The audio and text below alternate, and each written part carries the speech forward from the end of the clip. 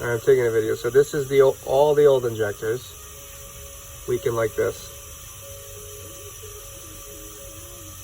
With new orings. And that's the new injector.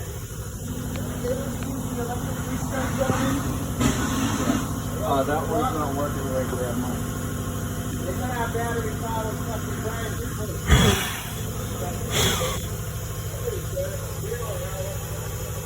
No leaks. Well, we don't need it.